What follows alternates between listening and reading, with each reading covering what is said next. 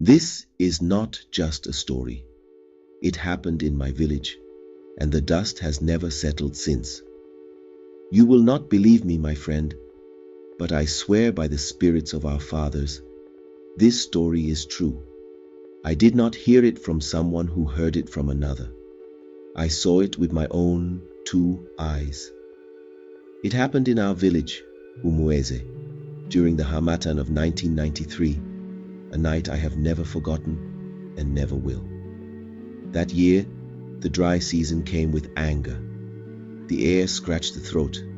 Dust coated everything. The trees, our thatched roofs, even our tongues. Goats coughed like old men, and the sun rose each day like it was punishing us for something we had forgotten. We had just finished the annual Ihumur, the festival of remembrance, where we sweep our compounds, light fires at the doorsteps, and speak the names of our ancestors into the wind, so they do not forget us in the spirit world. It's a sacred time, filled with music, cola nuts, palm wine, and quiet weeping. Everyone, even drunkards, respects it. But that year, something changed. The first sign came the day after the festival. I remember it well. I had gone to visit my uncle Ikena, the village carver, to collect a small stool he made for my mother's kitchen. As I was walking back past the central square, I saw it. Footprints in the dust. They weren't ordinary footprints, no. These were wide, long, and deep, like a grown man had walked barefoot with slow, heavy steps. But that's not the strange part. The prints glowed. I kid you not. A faint bluish light shimmered inside each one, as though moonlight had been trapped in the soil. Stared at them for a long time. Then I followed them. They started from the bush path near the old shrine, the one we abandoned after the missionaries came. And they moved straight into the village, calm and deliberate. No sign of running or fear, just step after step after step. As I followed the prints, I noticed they led not to the palace, not to the church, but to people's compounds. Each print would pause in front of a house, then continue. It was as if someone had entered those homes in the night, and that's exactly what had happened. The next morning, the entire village was restless. By cockcrow, news had spread. Old Mama Adaugo had woken up shouting in her compound, confessing in front of her children that she had poisoned her own brother during the land dispute of 1972. We were shocked. Mama Adaugo, a woman who always quoted the Bible and scolded anyone who missed Sunday service. She swore she hadn't wanted to speak, but she said a voice had come to her in her dream, and in the voice she recognized her father's father. Papa Nwoke, a warrior and elder who died before I was born. He said, "If you do not speak, we will speak for you." She said she felt her mouth open on its own, and the words just fell out. It didn't stop there. That evening, the footprints appeared again. This time, I was not the only one who saw them.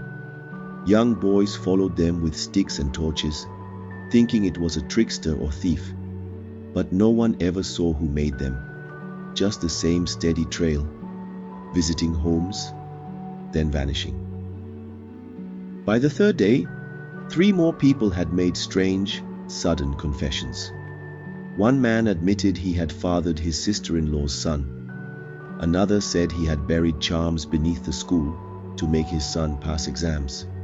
Even the catechist confessed that he once stole money from the offertory box to pay a debt to a herbalist. It became a plague of truth. People began sleeping with the lights on. Others left palm oil and cola at their doorsteps, whispering a dare let peace pass. The village square was full of talk, but it was quiet talk fearful talk, I tried to ignore it, to laugh it off with my friends, but inside, I was afraid. You see, I had my own shame. Back when I was younger, I once stole a golden bracelet from the dead. Yes, I confess now. During the burial of Chief Uwakwe, I was among the youths assigned to dig the grave. While others drank and joked, I noticed the gold bracelet on the corpse's wrist, shining like sunrise. My hands moved before my conscience could speak. I buried that bracelet beneath the Udala tree, behind my father's hut, and for years I said nothing. That night, as I slept, I heard someone sweeping. Not outside, inside my room. I sat up quickly. The lamp was out, but I could still see, faintly, the shape of a man standing by the wall. He was not breathing. He did not blink. He just swept, slowly, carefully, with a broom made of ash. I could not move. Then he turned to me. His eyes were empty like a sky with no stars. And he said, "You cannot steal what was already claimed by the earth."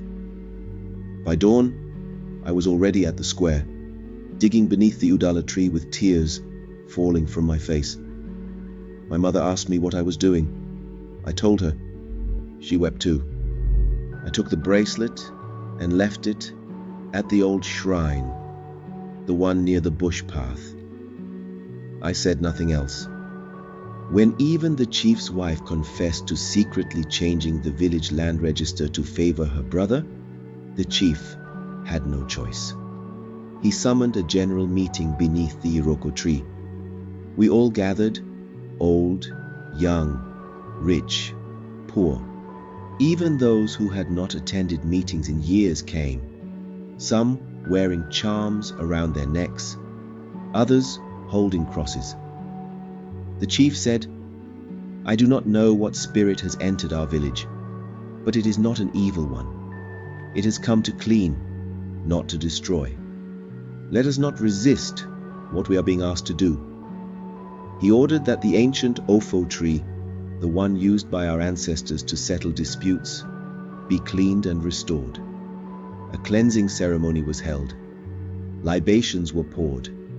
We killed a white goat and burned bitter leaves to cleanse the air. And then it stopped. The next morning, there were no more glowing footprints, no confessions, just the dry wind and the normal gossip of the market. Some people say it was all mass hysteria. Others say it was witchcraft. But those of us who lived through it, who saw the dust glow and felt our secrets scratching their way out, we know what it was. It was the ancestors. They had walked through our town not to harm, but to remind us that the earth remembers, that nothing done in darkness stays buried forever. And so, my friend, whenever the harmattan begins and the wind whistles through the trees, I sweep my compound carefully.